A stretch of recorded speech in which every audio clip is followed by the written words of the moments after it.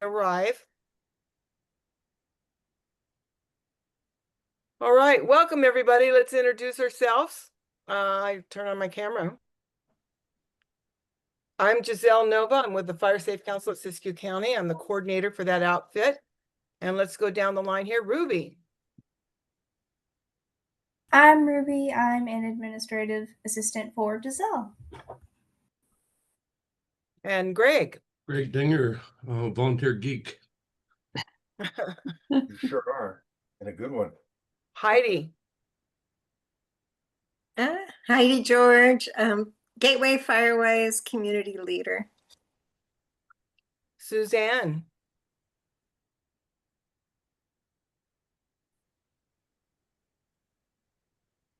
She might not know how to unmute herself. Yes, I just found it. I'm Suzanne Hott with Black Mountain Fire Safe. Welcome, Suzanne. Thank you. Joey. Yeah, this is Joey Hott, also with Black Mountain Fire Safe. And Kevin Mancebo. Good evening, everybody. Kevin Mancebo, Cal Fire Assistant Chief Hazard Mitigation. Happy Wednesday. Madeline. Madeline Labaji, Quartz Valley home and forest landowner. Nancy Ogren. Hi, everybody. Nancy Ogren, Siskiyou County Supervisor, District 4. Welcome, and welcome, Madeline. I'm sorry, I'm not saying it to everybody, but don't mean to be rude. Mickwick Hintz. Michael? All right, everybody. Michael Hintz from Happy Camp. I work with the Mid-Klamath Watershed Council in our fire and forestry program. Super happy to be here, everybody. Right on. Happy Wednesday. Super happy to have you. Hey, Kay Hegdahl. Hi there, Cleve with Siskiyou County Air Pollution Control District. Oh, hi. Marlene. Hi, I'm Marlene Castle, and I live in Mount Shasta, and I enjoy learning things at the meeting. Thank you for being there. CJ.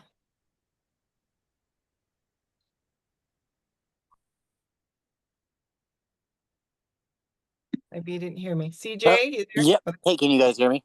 Yep. Yeah.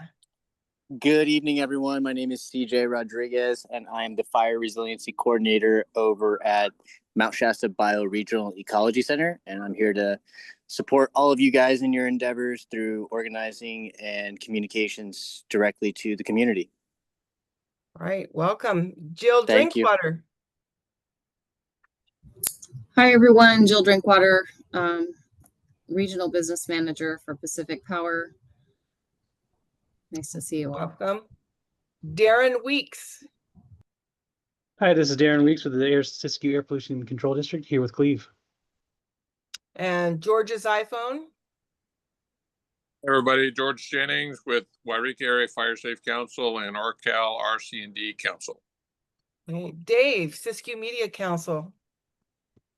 Hi, I'm Dave McAdams. I'm the Executive Director for Siskiyou Media Council, the local public access television stations, and we had a great time at the fair, didn't we? We did. Yeah. Lots Yeah, of good lots of good interaction with everybody. Yep. And hey, Dale, you want to scoot up and introduce yourself? Hi, I'm Dale Nova, co-facilitator of the Mount Shasta Area Fire Safe Council. Okay. Well, welcome everybody again. We're thrilled to have each and every one of you join us. And we're going to start right off with our guest, Jill Drinkwater, Regional Business Manager from Pacific Power. Jill, take it away. Do I need to make you co-host so that you can share anything? I can share if you would like me to. I read your agenda just today, and I originally thought that you were inviting me here to follow up on the questions about underground and overhead. And that's what I'm prepared for. I do have some wildfire resiliency information if you'd like to know that. So I'm here to really answer questions. I have some slides if you'd like to see them, but I kind of want to, I would like a little direction from you. And I'm sorry I didn't see that sooner, Giselle. Yeah, no, we were hoping you would follow up on the underground and then give us any other information that you would like to share. I made you co-host, so if you want to share a screen, you can. If you don't, Okay. that's fine. Just, tell us what you know. Okay, let's see if I can figure this out. Sometimes it works, right?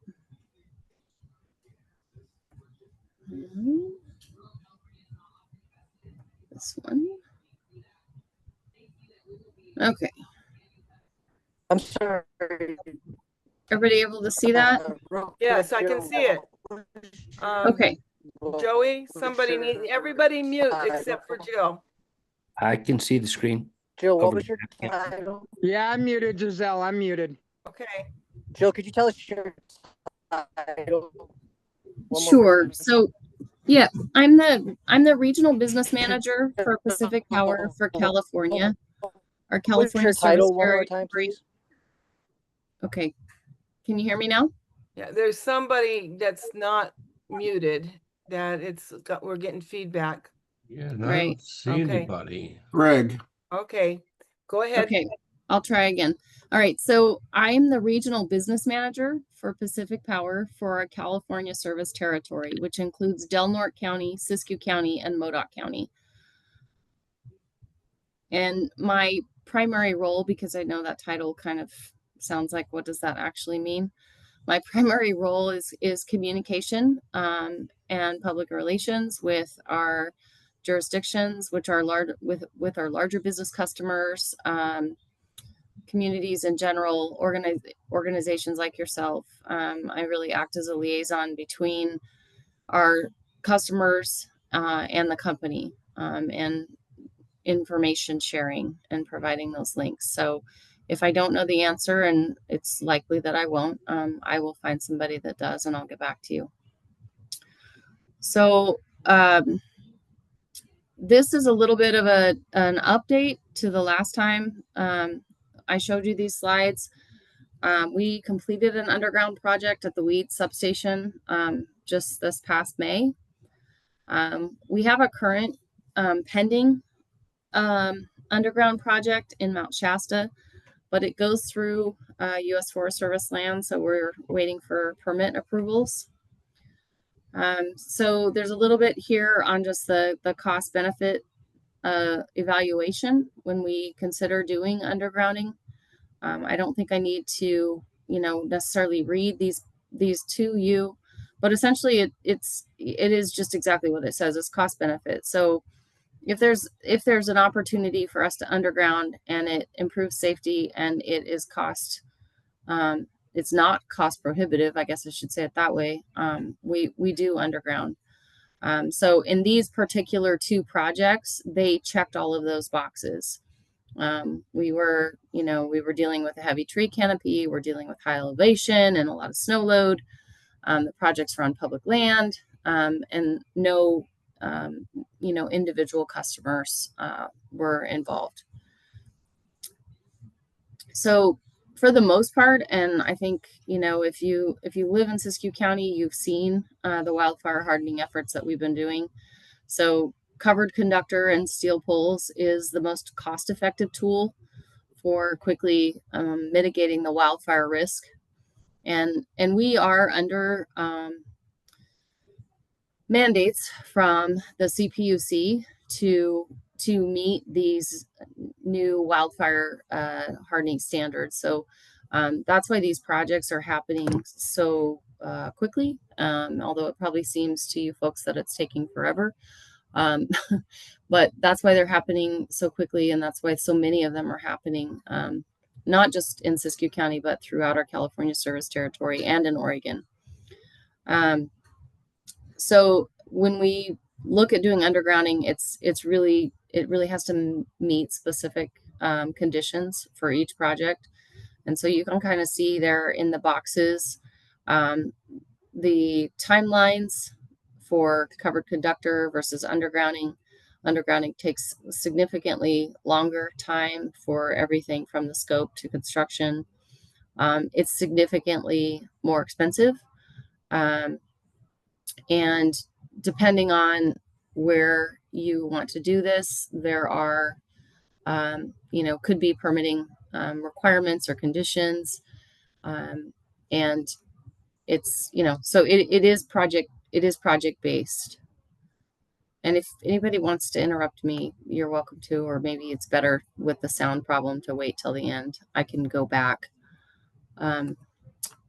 So these were the questions that came up after the last time I presented to you folks. And it's not quite been a year, but it's been several months. So you followed up with some questions about costs associated with clearing and trimming for overhead lines and poles. And so in 2024, our spend was 21.2 million. We did a total of 3,192 poles replaced, completed, which averages out to about $6,000 a pole. So this, and you had asked like per mile, and the cost is not tracked by mile, it's tracked by poles. And then cost per mile to underground new power lines. Assuming that it's your standard open trench, the costs range from $1 million a mile to $6 million per mile. And that range really has to account for what type of area we're undergrounding. So soil type, grade, permitting, access, all of those things listed there. Hey, Jill. Yes. Can you run your slide? And are you still on the first slide? Because that's all I'm seeing is like the setup thing, not really the full slide. No, I'm on the third slide. Yeah, is everybody? Nobody's seeing it. So. Okay, hang on. Let's try again.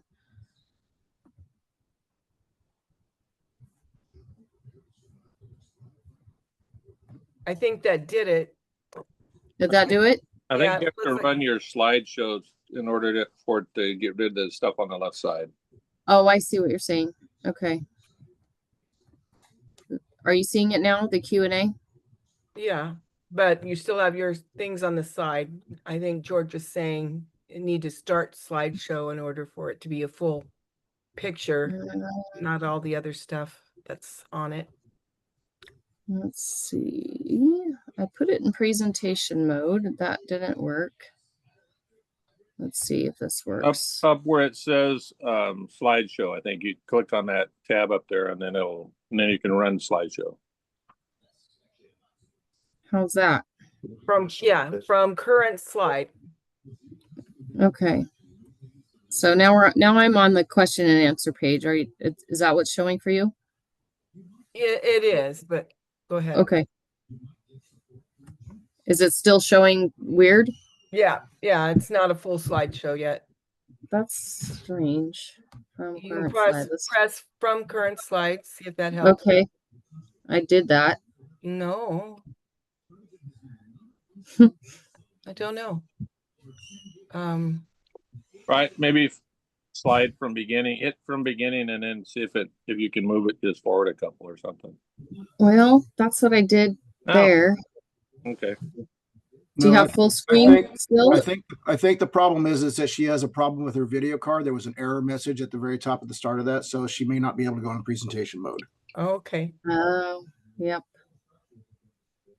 Okay, let's see. Hang on a second here. Can I do this? Does that help? No, now we can't see the whole slide, just a portion of it. Okay. Well, tell me when you can see the whole slide. A little bit there, right there. Okay. All right. Well, sorry about that, guys. Yeah, I did see that error message, and I don't know how to fix that. Okay. So let's see, where were we? I think we're on like the third bullet. You had asked about the costs associated with underground line maintenance. So there's just kind of a typical estimate there, less than $1,000 per mile per year. Periodic inspections are required, of course. And I will note too that just, talking to crews, underground can present problems just because sometimes it's harder to find where the problem is. And so sometimes it takes more time because you can't see it. So there was a question about cost per mile for boring. So we use what's called a horizontal drilling method or jack and bore. The typical cost is 1.5 million per mile, up to 6 million per mile. Again, based on all of those factors we described. It's the same for trenching. Jack and bore is limited to specific crossings. Sometimes we have to cross interstates or railroads. And there was a question also about the Musk method. That method is not commercially available for installation of power lines. So that's not an option for us. And then the cost per mile for maintenance of underground is the same for trenched in or bored in lines. There's no difference there. So those were the questions that I received from you guys after the last time about underground. I'm happy to answer or try to answer or write down questions before I move on to some of our wildfire information if you have them. All right. Anybody have questions for Jill? I have a couple questions, Jill. This is Dale Nova. So Sure. I'm looking at the stats you provided for us, and it looks like $3,000 per mile is the average cost for undergrounding using the open trench method. And if we compare that to the cost for maintenance, it appears that in the short term, underground would be far more money saving. Am I correct in that? No, it's underground is a million a Oh, mile. that's a million. You have an Yeah. M, so M to me means 1,000. Yeah, no, that's a million. Yeah. And I was pretty surprised 4 or 5 months ago about the startup of what used to be our typical fire season, March or April. PG&E ran an ad in the Southern Siskiyou newspaper saying that they had already underground 60,000 miles worth of line. So I checked that out on their website, and it appears unless they got to get their numbers more accurized, they've only done about 3,000 miles. How many miles has PP&L done to date? I can flip over to the wildfire slides and tell you what we've completed to date. I don't actually off the top of my head, I'm not sure if our underground numbers are on there, but I can get that. Have you done any underground in our outback areas, such as the Soames Bar area, Happy Camp, Forks of Salmon, those very isolated areas, which oftentimes can be major conflagrations given just a little time, and an ERC that's got some bad numbers? Not to my knowledge, but I would need to ask. I know in Happy Camp in particular, we are working on steel poles and covered conductor. Yeah. Does PP&L receive any subsidization from government? No, we have been the recipient of a couple grants. 2 years ago, we received a GRIP grant. For those of you that are familiar with the term, I can't tell you what the acronym stands for. And so we were awarded some funding for that. And that specifically went to projects for wildfire hardening, which included the steel poles, a covered conductor, and I believe the replacement of one substation over in Klamath on the coast in Delaware County. Well, thank you, Jill. Anybody else have questions? I'm sure you might have something to ask her. How about wildfire resilient questions? Jill, I have a question not related to underground, if I might, or should I wait till the end? No, go for it. Now's the time. I think. Like, how many weeks? Ask her, how many weeks is it taking to?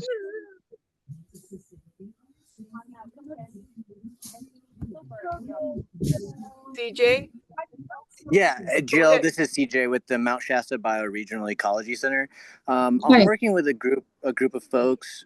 How are you? Good. How are you? Great, thanks. I'm working with a group of folks who whose properties butt up against specific power lines that are overground, and we've identified the power line area as somewhere where we might be able to do a little bit of work to create an emergency exit for a few property owners. Is that something that you and I can talk about how we can go about starting a project like that? I'm not sure I understand your question. So there's a power line. There's power lines that run along a few properties that right now only have one way in and out. And with with a little bit of work of widening the cleared area around the lines, we could create an emergency evacuation route. Okay. And I was wondering if that is something that, you know, that we need your permission for, or that you know, we can work with Pacific Power in regards to creating. Yeah, let's talk offline about that, CJ, because I don't know all the rules of our, you know, right away. Cool. Do you have a phone number I can reach you at? Yes.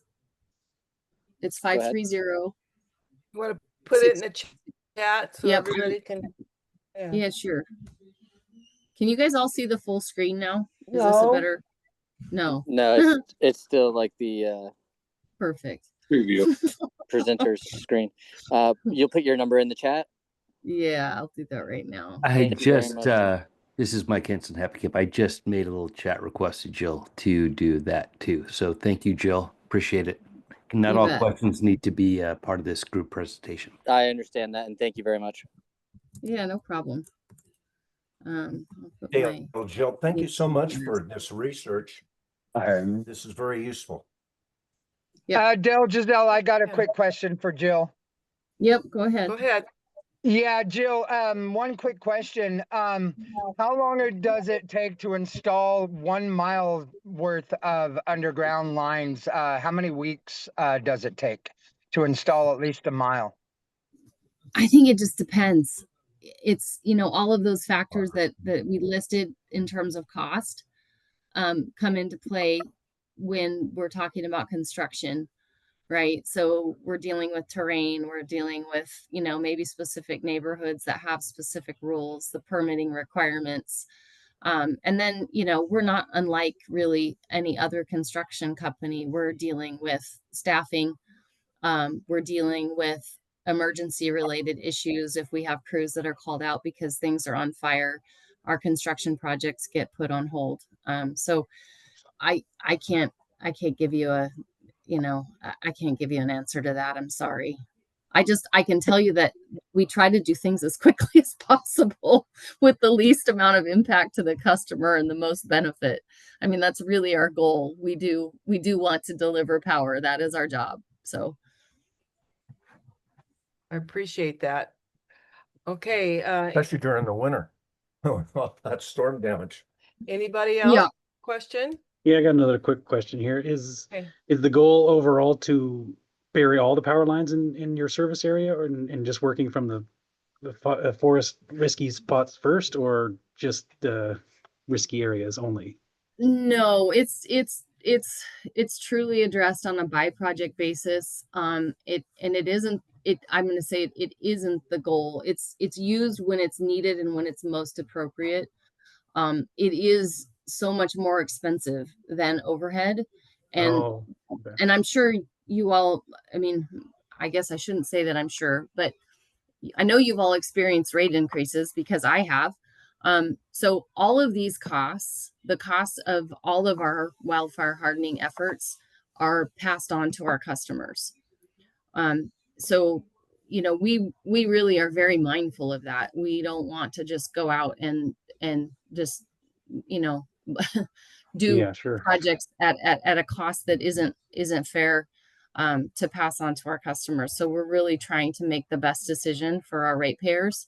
And I think if you can see the slide I have up now, our California service area, we have around 45,000 customers in California. So I think it amounts to like 4 customers per square mile. So we have a huge geographic territory, but relatively low number of customers. And when we invest in these wildfire hardening projects, and when we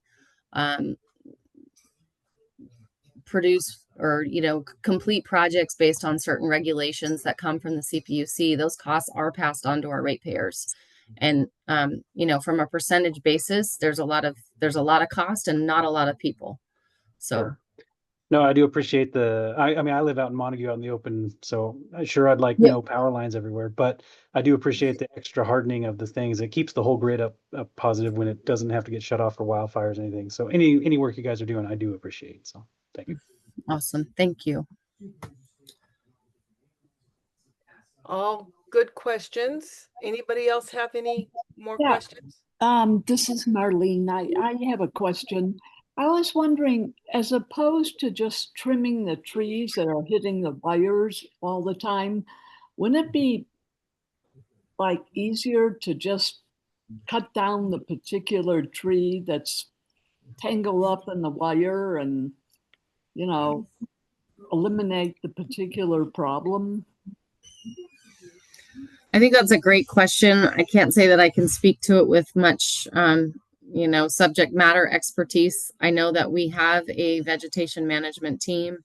We have licensed foresters on our team, and they're the ones making those decisions. And so other than all I can say is I know that there's thoughtful decisions going into that vegetation management, but I can't answer the question beyond that.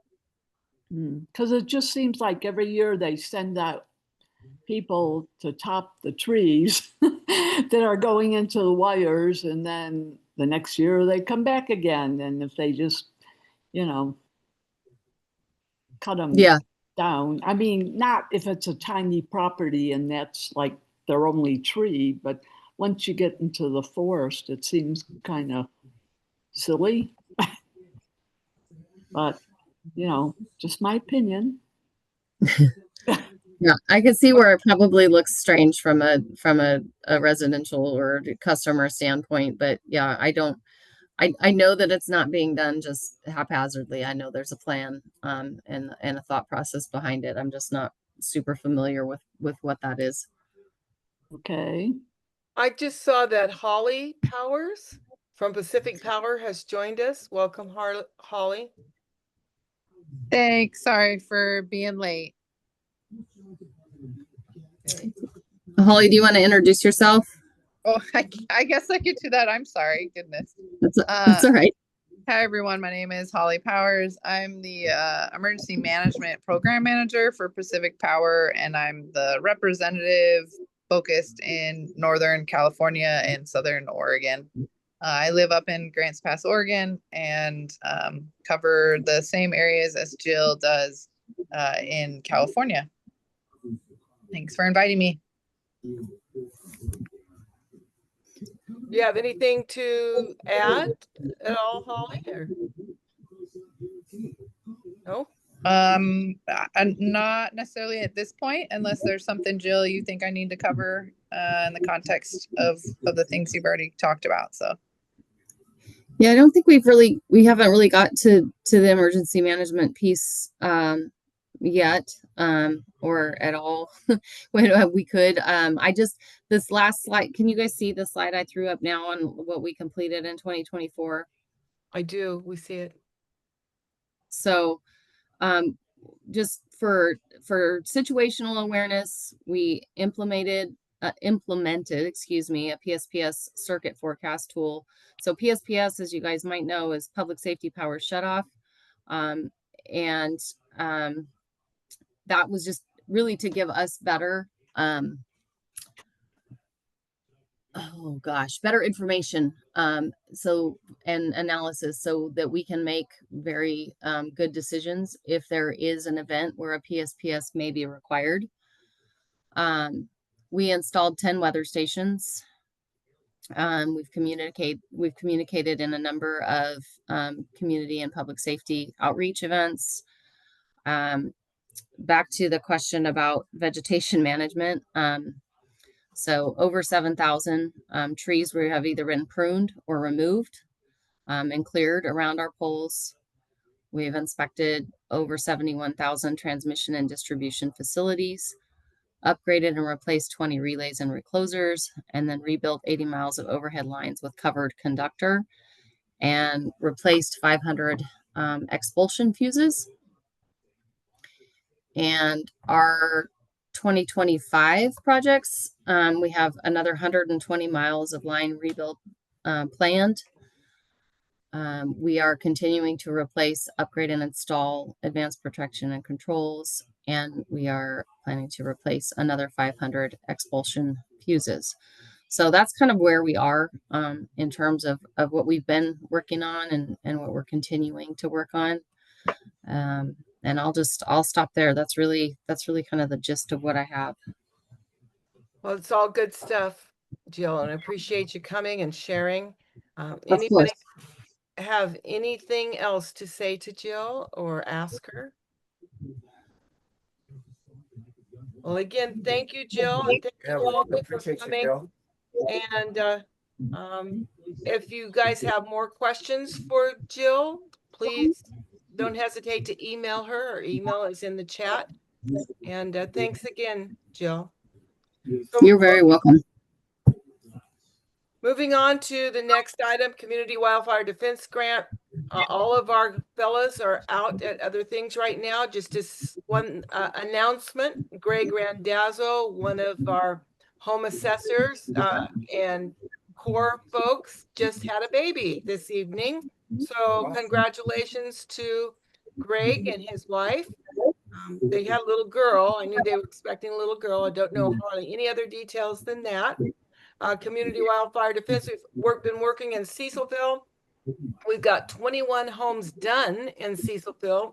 When we're moving into the Forks, we'll be working there next week or this week. And in Hamburg, we've completed 2, maybe more by the end of the day. And we're doing more assessments. We've got over 20 done in Dunsmuir. We're ready to move in Dunsmuir with a contractor and get going there. And we're doing a lot of home assessments in and around Wairika and Tennant. Josh is in Tennant tonight at the community meeting out there. We've got several signups in Tennant and Bray. So good things are happening, and probably pretty soon we're going to have a lot of defensible space done. So we're really pleased that it's moving so well, and thanks to Josh and Greg for making that happen on the ground. Any questions? Yeah, I hear that background sound, Mike, and I've asked everybody that's not talking to please turn off their microphone because I don't know what that background noise or where it's coming from is. Okay, that's better. I'm not sure where it was coming from, but that sounds better now. So do we have a U.S. Forest Service person here today from either Klamath or Shasta Trinity? I know they have a lot of fires and cleanup, and they've been working hard. So we don't currently have anybody, I don't think, from the Forest Service, but maybe next time. CAL FIRE, Kevin Mancebo, what do you have for us? Well, good evening, gang. I'm trying to find.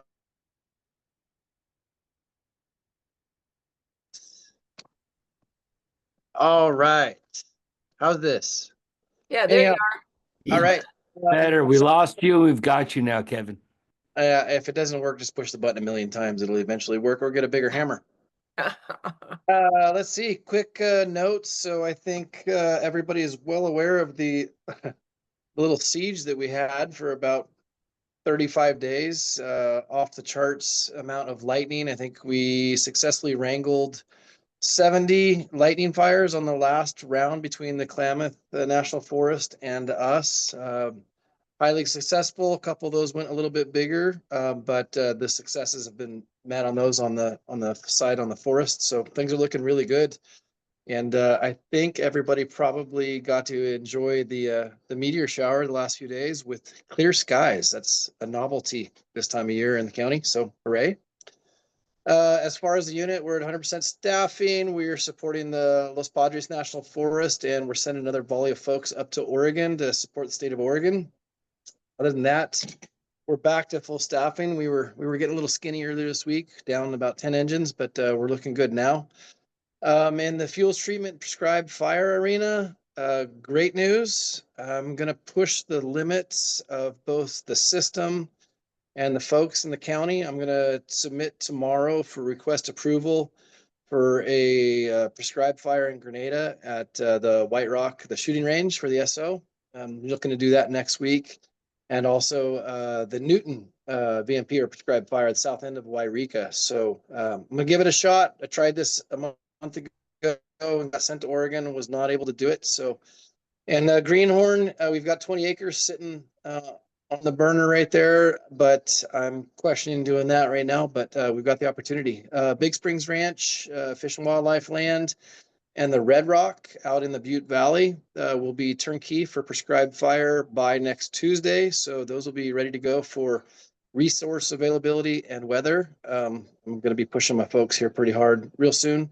So with that, what I ask of this group, you guys are all aware of what smoke in the air and appearance to the public. So I'm just asking this group that if we put smoke in the air next week, that we continue that conversation of good fire versus the other kind, and just looking for support of that. I'll get the PIO already gave me the draft public releases today. And again, once I get approval tomorrow, that stuff will become public knowledge.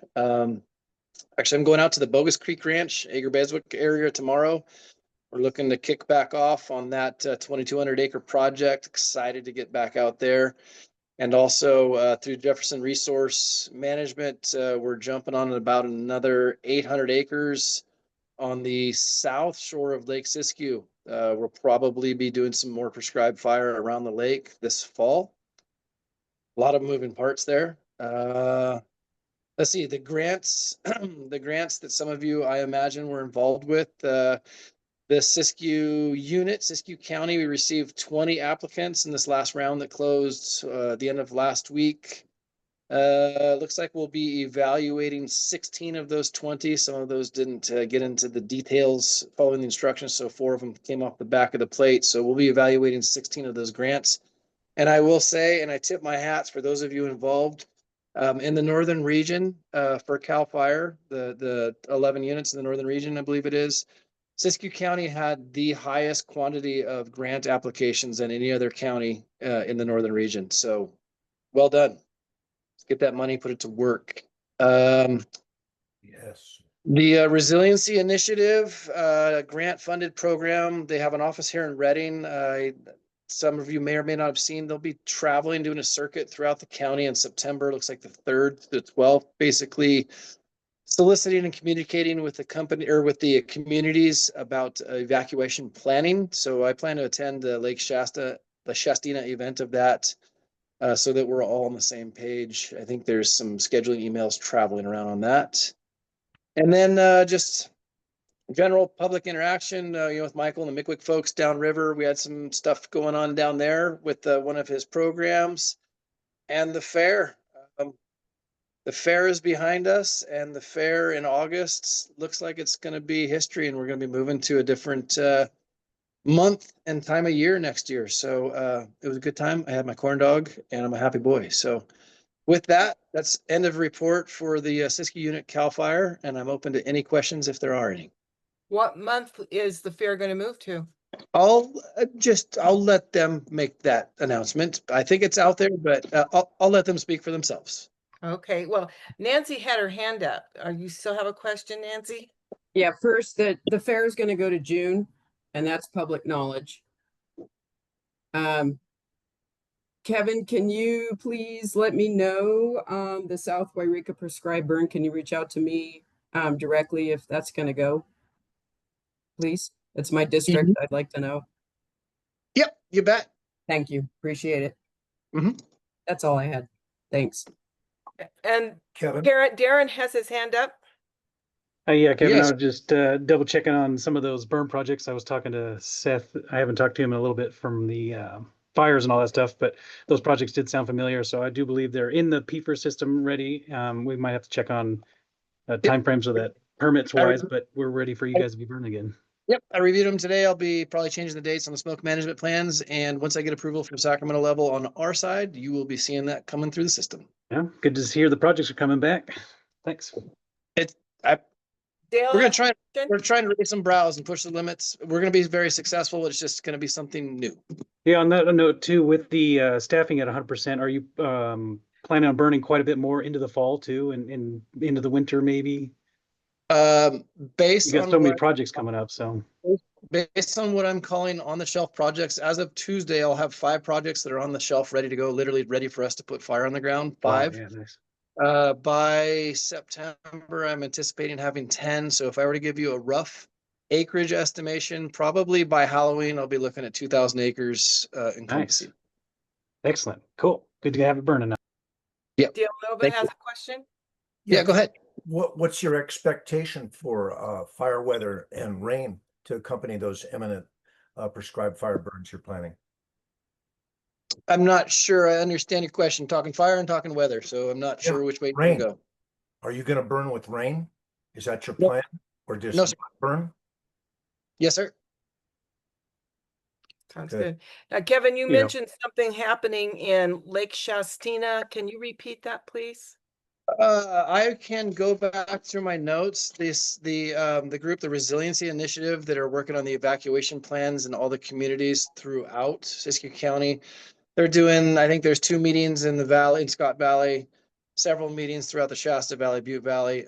I can try and forward that on to you, Giselle. Let's see, it's the Shastina one, I believe, is at 11 a.m. on the 4th of September at the LSPOA. Okay, you may be aware that we are updating the countywide CWPP and working on the weed area, which includes Lake Shastina. CWPP, a new one. So that would be, I think, valuable information to add to that document. I agree. And like I said, I'm going to be in attendance because I want to be a unified front. I can be completely transparent. It's a grant funded project, but I'm not completely clear. It sounds like the project was funding through the Siskiyou County Board of Transportation. So we don't have much involvement in it, but I want to make sure that the message being portrayed is accurate and appropriate. So I'm just relaying that it's coming through. Okay. I'll get that to you. Yeah, that would be good. And we where should have where some can we people there. see where can we see information on when and where those meetings will be held? So the company's name is the Resiliency Initiative. I've just received an internal email from the Resiliency Initiative because of my job, my capacity, the hazard mitigation. While we're on the call, I'll see if I can dig up some information, then I'll post it here in the chat. How's that sound? Sounds wonderful. Thank you. So Appreciate thank it. you. Yep. Any more questions for Kevin before we move on? Hey, Kevin, I have a question. George Jennings. We completed a project on Miller Mountain next to 97. And just below that on 97 is the Gold Gate Flats. Is there any movement on, I know you have CEQA completed. Is there any changes there with the landowners or easement folks about getting that burnt? Transparency again, there are conflicts with landowner and verbiage with the agreements that we do as a standardized letter. The land managers, there's some issue, not litigation, but just legalese, things that are above my pay grade or even understanding.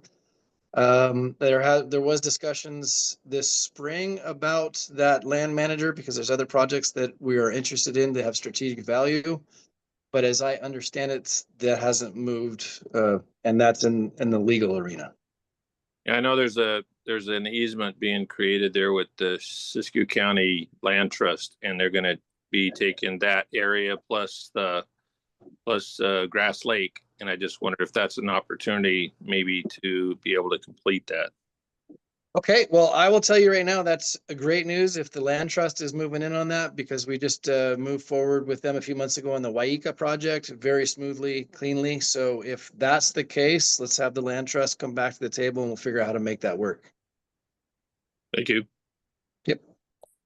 Hey, this is Mike Hens up in Happy Camp. I want to just really thank Kevin for being a part of these meetings.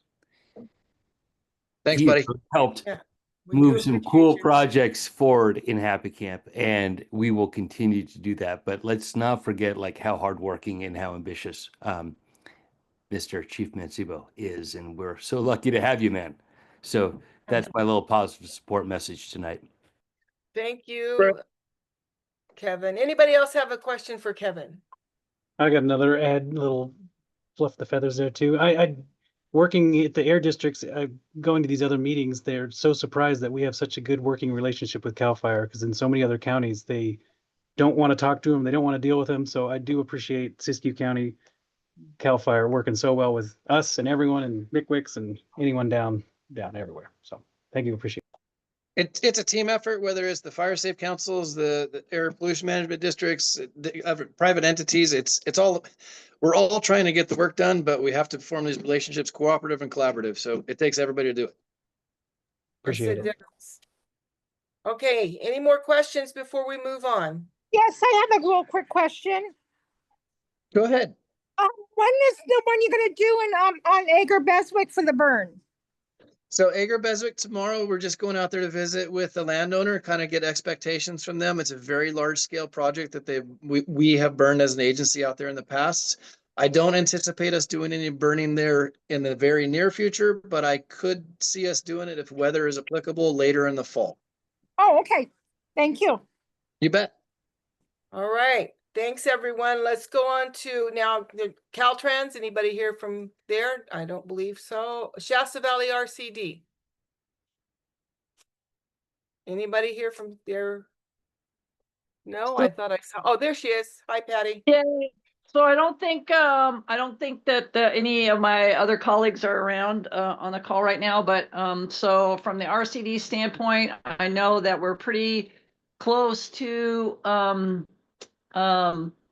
getting some work done up on the Osgood project, which is below Wairika Ridge. Kind of excited about getting that rolling and hopefully have that done by late in the spring. I know that the defensible space work in Mount Shasta is in its next iteration, and contractors are moving on the next tranche of houses out there and getting the improvements done. So that's all great. And then, so you don't have to come back to me for the PBA. I'll just do the PBA. Had a great meeting with Kevin and folks at CAL FIRE today in terms of coordinating our fall program.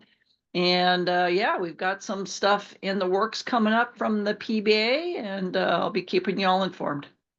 That's Thank it. you. Yeah, great going with the prescribed fire. Everyone that's involved with that, we're really happy to see it and hear about it. UC Ag Extension, anybody here from there? Or Cal? George?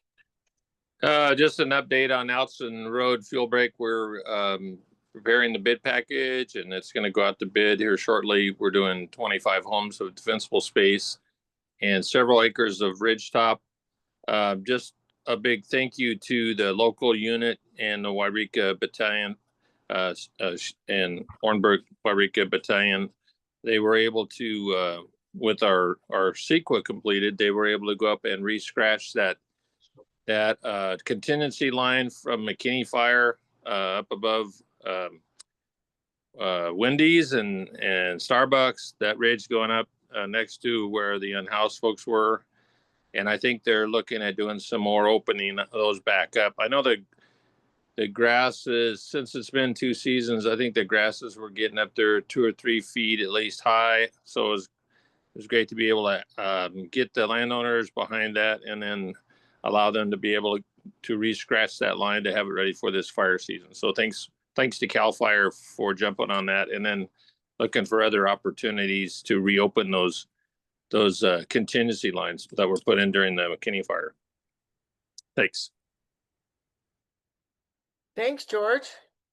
Patty already reported with the Siskiyou Prescribed Burn Association, Scott River Watershed Council. Let's go on to the Mount Shasta Bioregional, CJ. Hi, everyone. Thanks so much for these meetings. I really appreciate everyone's input.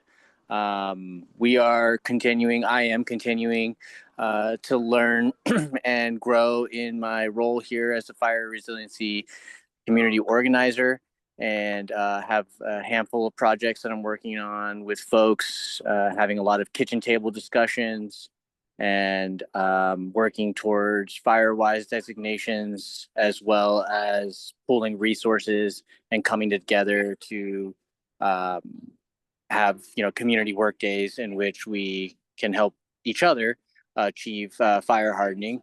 And so I'm really excited about all that. And I put my contact information in the group chat. So if anybody would like the Ecology Center support in any kind of community organizing and or communications and outreach, please feel free to reach out to me. And we are happy to do that for you guys and support all of you in your endeavors. Well, thank you, CJ. Any questions for CJ?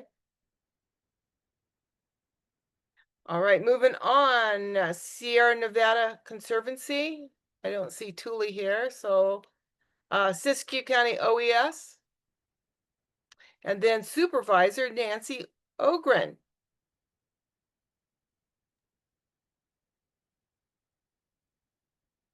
I have nothing and everything all at once.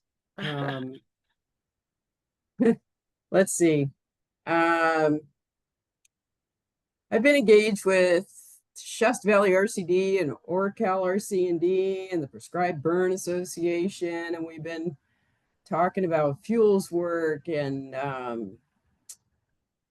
prescribed burn, and I was able to actually help with the Greenhorn Prescribed Burn project. And there's probably pictures floating around out there with a drip torch and me and some Nomex and stuff like that. It's pretty fun work. So a lot of good work's going on out there, and kudos to everybody for sticking with it and really doing a great job and not letting go of this. And everybody just keeps fighting for more funding and for more work to get done, and that's really what we need to keep our environment safe, and keep our cities safe, and our communities working forward with all of this. It's really great to see everybody come together to do this work.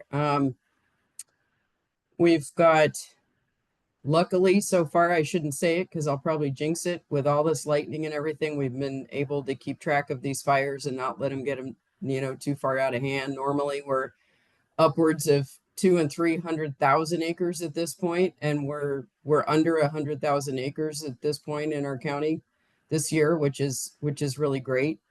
I'd love to be able to see it stay that way for the rest of the year. We've dealt with the Butler and Orleans complexes already. Hats off to CAL FIRE. You guys have done a fantastic job.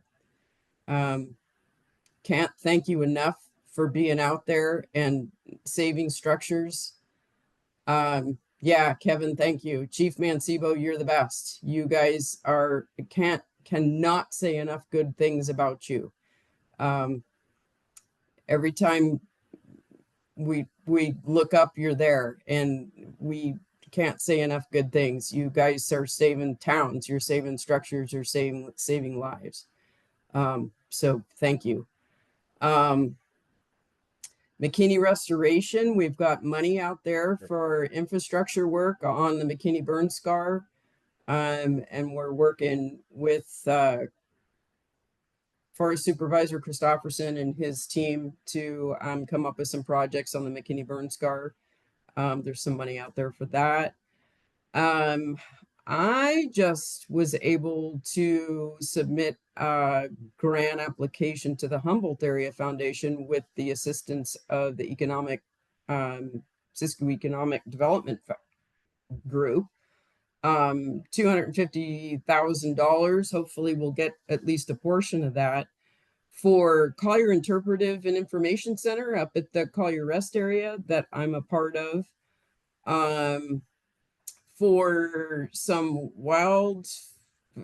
fire restoration information and education, Klamath River education and interpretive work, and hopefully some other really cool economic development projects. We're trying to maybe get some river access projects going up there, and also some operational funding to keep the Collier Center open at the rest area. If you guys haven't ever been there, you need to stop. Not this week because the rest area is closed because it got hit by lightning and the whole filtration system is down. The whole water filtration system is down. So hopefully it'll be open by the end of next week again, but that's kind of a bummer. But so I'll keep you posted on that to see if we get that grant and we can be moving forward with some of those projects. So that's where I'll leave it for now. Well, Nancy, we certainly appreciate you and how you've supported all of our fire safe endeavors, not only the Fire Safe Council of Siskiyou County, but all these other folks too. You're awesome when it comes to this stuff, and we appreciate you so much. And there's a picture of you posted by Patty in chat in your Nomex. Nomex. Well, I do like to get dirty. Yay, So. good. If I'm gonna do this job, I like to get dirty. It's no fun sitting. Yes, ma'am. Yeah. All right. Well, thank you all. Any questions for Nancy before we move on? Okay, Red Cross not here. Pacific Power already spoke. NRCS. Anybody here from NRCS? Nope. Siskiyou County Air Quality. Darren. Yeah, so nothing major updates. We've had pretty good air quality even with the fires coming in there. We still have some temporary monitors in Fort Jones and at the fire camp there in the Idlewild, White Gulch area. But going forward, yeah, we're looking forward to those prescribed burns, and we'll work with CAL FIRE and pick a good day to find those air quality days to burn, and hopefully get some notifications out for the public so people can be aware of what's going on in the county. But otherwise, we have some clean air. We're looking pretty good out there. That's great. Any questions for Darren? I have on my, and I look at it every time I look at my agenda. I see things I didn't do. Eric's still back here, so his name's still valid on there. Oh, he's still there. I thought he left. So. He's come back special help. So yes and no, kind of. Okay. Siskiyou County Sheriff's, I don't believe is here. CHP is not. Siskiyou County Natural Resources. Nancy, they haven't attended in a while. If you would talk to them, if they have some updates, we'd like to hear from them. We have hired a new person. Elizabeth has moved on, but we have a new person and I will invite her to come. All right. So then we're going to go to Fire Safe Council updates. So we're at an hour, and I'd like to try to keep it within that time frame so people don't get burned out by our meeting. So let's go with Black Mountain. Joey, what do you have? Yeah, hi Giselle. This is Joey with Black Mountain Fire Safe Council. I just wanted to give you guys a quick update. I'm up here in Portland, Oregon, doing some work up here, but I will be back doing a lot of work. I've been building a lot of work for all over Siskiyou County through Black Mountain Fire Safe Council. Thanks to my family, I've started a small little Black Mountain business Fire Safe Council group. I have a website now. If you all want to go and look on Facebook website, it is called Triple J Northsiders. It's all about doing project work all over the county, fuel reduction, tree trimming, 150-foot clearance, weed whacking, whatever it may be, to make every structure and every community, as far as all the way down to A12, Yreka, California. Let's see, also in Montague, I got a few coming up in Montague as well. All the way down up and down 263, I got a few. So I'm just pounding out everything I can, knowing that we're having a very heavy fire season in Siskiyou County, but thank God it's not as bad as the past. And first of all, I just want to thank CAL FIRE for everything they're doing here pretty soon on doing some prescribed burns. Can't thank Kevin enough. He is awesome. So Kevin, if you're still there, please, please keep it up.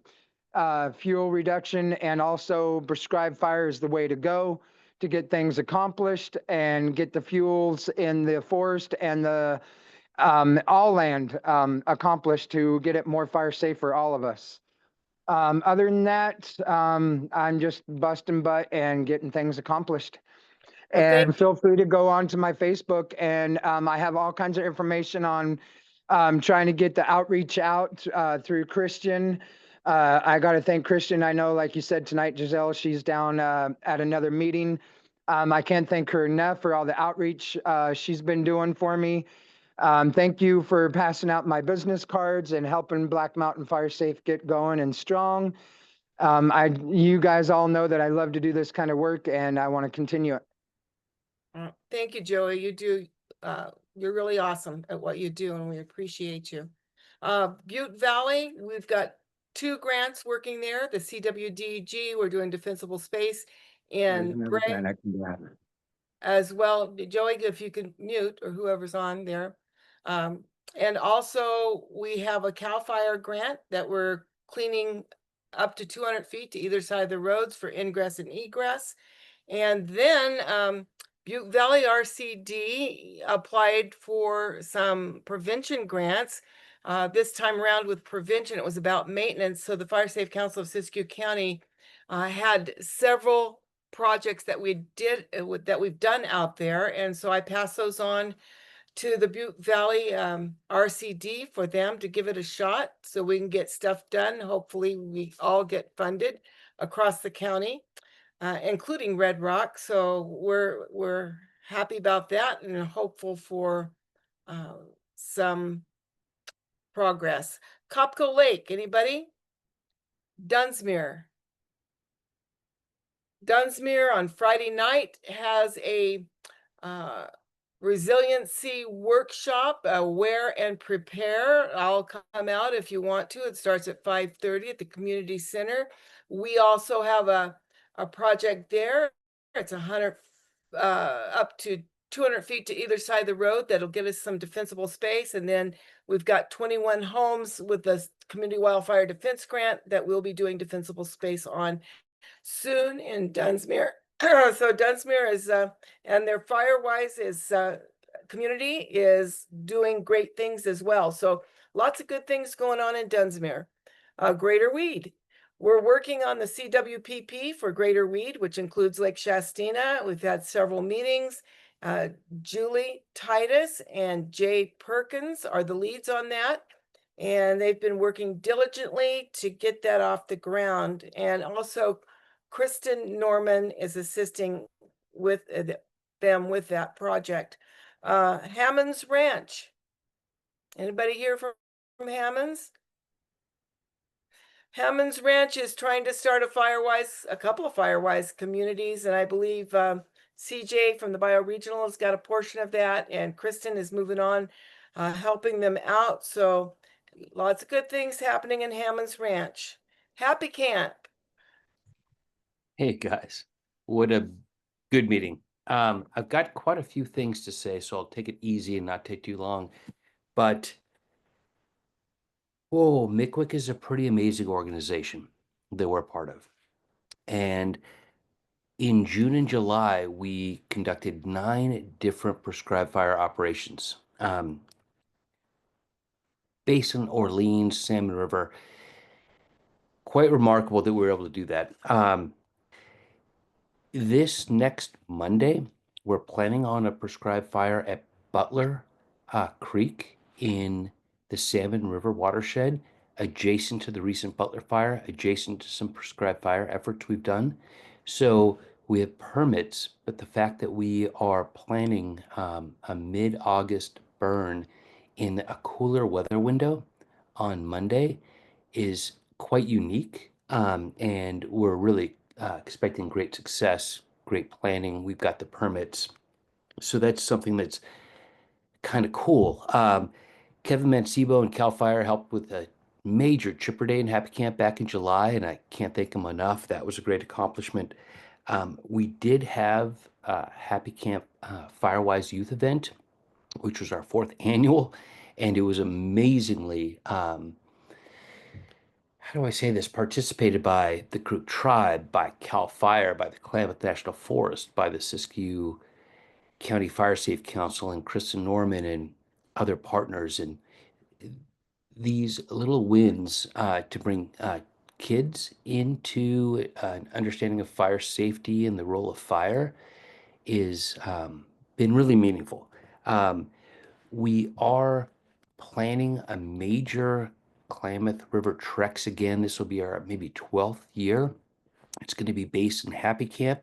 It's in early October, October 5th through the 17th. We'll have about 80 participants as a part of this. So there's a big planning effort and also, public outreach and, other factors, logistics and things. So I'm looking at my notes and, one of the last things is we are going to be participating in Bigfoot Days on Saturday, August 30th. So we will have a booth that's not just fire specific, but also what MCWIC does from fisheries and plants and community and stewardship and other programs. But I just want to say thank you everyone who participates in these meetings. Everyone's doing their best. MCWIC has grown and we're really trying to participate long-term in a lot of projects that help our community and help our mountains. So I think that's my message and thank you so much. Thank you, Michael. We do appreciate you, and I know that Kristen loved the youth education days. She does really good at it, being a former teacher. I guess she's still a teacher because she homeschools. So that's her forte, and she does great, and she loves you guys. So it was an awesome event. Moving on, Horse Creek. No report. Juniper Flat, no report. Klamath River. Lake Shastina, as I said, we're doing CWPP over Lake Shastina, and we've got a grant. It's just gone out to bid. We've got a contractor that's going to do the ingress and egress out there, and so we're working on that as well. Should be done by December, and then we're going on to Lower Scott. Anybody from Lower Scott? McLeod? I know there's been some grants applied for to help McLeod out. I hope they get them all. Mount Shasta, we're still working on the old stage project. It's almost done. Juan did about 20 more properties, and we're about getting close to closing that one out. It's been an awesome event. And then we've also applied for 2 more grants through the CAL FIRE prevention grant for maintenance on the Spring Hill maintenance and for the old McLeod River Railroad maintenance. We did those projects probably 7-8 years ago. Dale was the lead on those, and we applied to have those maintained. And then going on to Quartz Valley, I know we've been out to Quartz Valley working on the CWPP and helping out there. I don't know if she's still here or not.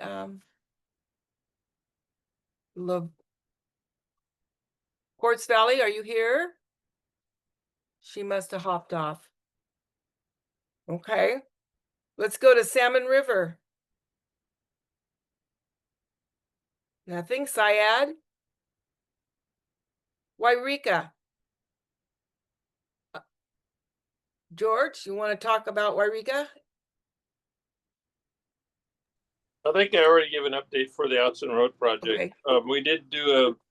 We applied for a project called the East Side with the CAL FIRE grant. So looking forward to that being funded and getting a lot of work done on the east side of Wairika of I-5. So anyway, I think that's it. Yeah, that'd be great. All right. Anybody else have anything they want to say? This is your time. Open forum. Nothing? Oh my goodness. All right. I want Next, to yes, put a- Dan? put a thought out there. I suggested consideration of the Mustang program that's been going on in a number of states and also been introduced in northeastern California, mostly in the MODOC. Is anybody interested to have me invite these folks for an upcoming meeting? They're pretty much local. They're located in Siskiyou County and Jackson County. And No. the Mustangs, as you know, are running wild in places already in Siskiyou County, particularly over No. there in the Warren Lake area. Oh, Nancy said no. She doesn't want him to come No. talk. Okay. You don't want them in your garden either, right? No. Thank you. Hey, I'll be honest, those Mustangs are out grazing off all the ground or trying to burn on the red rock. They keep busting the fences and there's 50 head out there. So if you got connections, Yeah. it's a thing. I think there's both sides of the fence on this one, literally. But Well, yeah. cowboy up and go get them. Yeah. Yeah. Well, that was a thought. Okay. It's a great thought. Just keep it a thought. Okay, Yeah. so Along with you're our not collection talking here. about saving Mustangs. No, about using them to graze off grasses so that'll make it more fire safe. Can I see your thing here? Oh. I see our next meeting is incorrect. Our next meeting will be September 10th. And we're looking forward to seeing you all there. Oh, and in the meantime, the Blackberry Festival too, which is going to be September 31st. No, it's September 31st. Oh, August 31st. And we hope to see you all there. We'll be there. And anytime you need anything or information or any way we can help, please give us a call or go to firesafesiskiyou.com. Oh, we didn't, Siskiyou Media Council, I'm looking at you. Did you have anything to say? Oh, no, I just wanted to say thank you to you and Kristen for being in the booth during the Golden Fair. Thank you very much. It helped a lot. And I know it was a big success. Patty, also thank you for doing a interview with us and being in the booth. It was a tight squeeze, but we made it happen. And also George got a chance to come over and talk about his projects too. So just thank you very much for doing that. I think we had a really great, successful outreach to a lot of individuals, especially with defensible space. Yeah, I think we did too. And thank you for putting that together and hosting us and Yeah, we sure appreciate you. allowing us to hold up the walls there. There weren't any walls, the tables, lean on the tables. We appreciate you and what you did for us. So anybody else? Well, I kind of got something real quick for Giselle and everybody that's still on. Just about a week ago, about a week and a half ago, this is regarding, I'm sure everybody knows about the KRCE Klamath River Dam removal. I'm also a very huge TikTok person now that does a lot of outreach for Fire Safe Council on TikTok now as well. And I've been talking with a lot of people from all over, especially like in Texas, Washington, Oregon, the Bay Area, all over about the Klamath River dam removal. And I had them do some research on the dam removal. I haven't really researched it much, but I just wanted to throw this at you guys.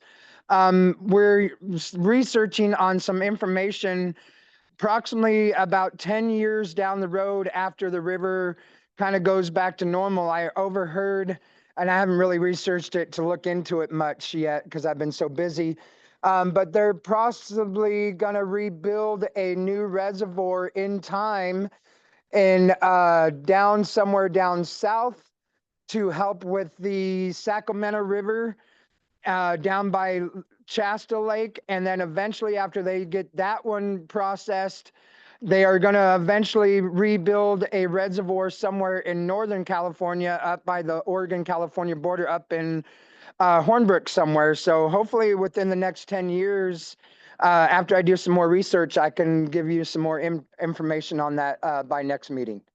Who's All they? right.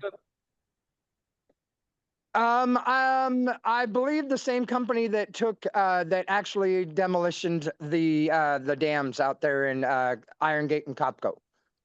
KRRC? Yes, correct. Yes, that's them. Who's hiring them to do that? I haven't really had a chance to really research it, but I've had a few friends on TikTok research it for me. And I believe there's a lot of information already going around on Google. They Googled all the information on it, and there's all kinds of information on the Google part of that. Mhm. Well, thanks, Joey. Hey, Dale has an announcement, and then we're going to sign off. Dale, would you? Yeah, it's a sad announcement. Some of you probably heard my good friend and obviously a lot of people's friend, Dan Ballard, retired fire captain from the Forest Service, who served the Mount Shasta Ranger District for many years, had a massive heart attack here a couple of weeks ago. His memorial service will be at 11 a.m.